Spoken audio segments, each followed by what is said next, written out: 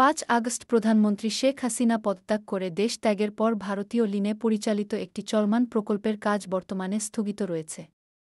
ব্রাহ্মণবাড়িয়ার আশুগঞ্জ থেকে আখাউড়া সীমান্ত পর্যন্ত প্রায় ৫০ কিলোমিটার সড়ক ৪ লেনে উন্নীত করার এই প্রকল্পের কাজ বন্ধ হয়ে গেছে।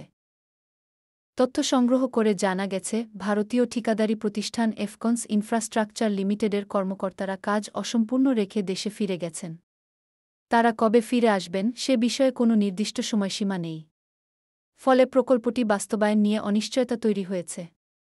ব্রাহ্মণবাড়িয়া জেলার আশুগঞ্জ নৌবন্দর থেকে আখাউড়া সীমান্ত পর্যন্ত বিদ্যমান সড়ককে ৪ লেনে উন্নীত করার জন্য এই প্রকল্পটি ২০১৭ সালে গ্রহণ করা হয়েছিল।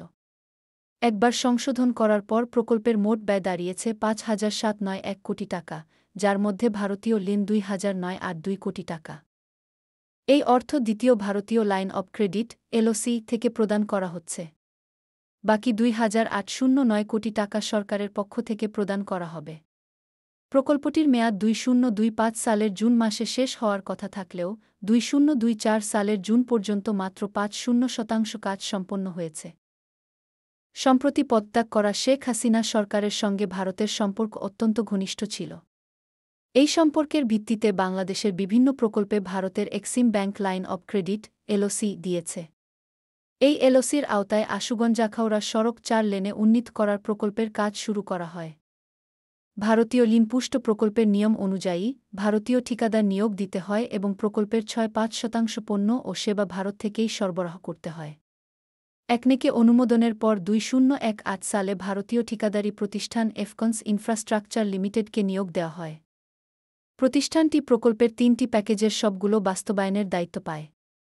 তবে ২০১৯, ২০২০ ও ২০২১ সালে করোনার কারণে কাজের অগ্রগতি তেমন হয়নি। ২০২২ সালে প্রকল্পের কাজ পূর্ণোদ্যমে শুরু হয়। এই প্রকল্পে স্থানীয় প্রকৌশলী ও শ্রমিকদের পাশাপাশি প্রায় ৩ শতাধিক ভারতীয় নাগরিকও কাজ করতেন। এদিকে মো. শামীম আহমেদ, প্রকল্প ব্যবস্থাপক বলেন, নিরাপত্তার কারণে ঠিকাদারি প্রতিষ্ঠানের সকল কর্মীকে ভারতে ফিরিয়ে নেওয়া হয়েছে। ইতিমধ্যে তাদের সঙ্গে অনানুষ্ঠানিক যোগাযোগ করা হয়েছে। তারা জানিয়েছেন, ভারতীয় হাই কমিশন থেকে নিরাপত্তা সম্পর্কিত সবুজ সংকেত পেলেই তারা কাজে ফিরবেন। কিন্তু ৫ আগস্ট শেখ হাসিনা সরকারের পতনের পর পরিস্থিতি বদলে যায়। পরের দিনই ঠিকাদারি প্রতিষ্ঠান এফকনস ইনফ্রাস্ট্রাকচার তাদের সকল ভারতীয় কর্মীকে প্রকল্প এলাকা থেকে প্রত্যাহার করে নেয় এবং ভারতে ফিরিয়ে নিয়ে যায়। জানা গেছে, বেশিরভাগ কর্মী আখাউড়া আগরতলা সীমান্ত দিয়ে ভারতে প্রবেশ করেছেন। এখনও তারা কাজে যোগ দেননি। এ বিষয়ে প্রকল্পের ব্যবস্থাপক মো. শামীম আহমেদ বলেন, ৫ আগস্ট রাজনৈতিক পরিবর্তনের পর নিরাপত্তার কারণে ঠিকাদারি প্রতিষ্ঠানের সব কর্মী ভারতে চলে গেছেন। ইতিমধ্যে তাদের সঙ্গে অনানুষ্ঠানিকভাবে যোগাযোগ করা হয়েছে। তারা জানিয়েছেন, ভারতীয় হাই কমিশন থেকে নিরাপত্তার সবুজ সংকেত পেলেই তারা কাজে ফিরবেন। এখন প্রকল্পের বিভিন্ন জিনিসপত্র অনেকটা অরক্ষিত অবস্থায় রয়েছে। অর্ধসমাপ্ত কাজের জন্য জনগণের দুর্ভোগ বেড়ে গেছে। মহাসড়কের এক পাশে খানাখন্দ থাকার কারণে যানবাহনগুলোকে ঝুঁকি নিয়ে চলাচল করতে হচ্ছে। ফলে তীব্র যানজটের সৃষ্টি হচ্ছে এবং এতে চালক ও যাত্রীদের ভোগান্তি বাড়ছে।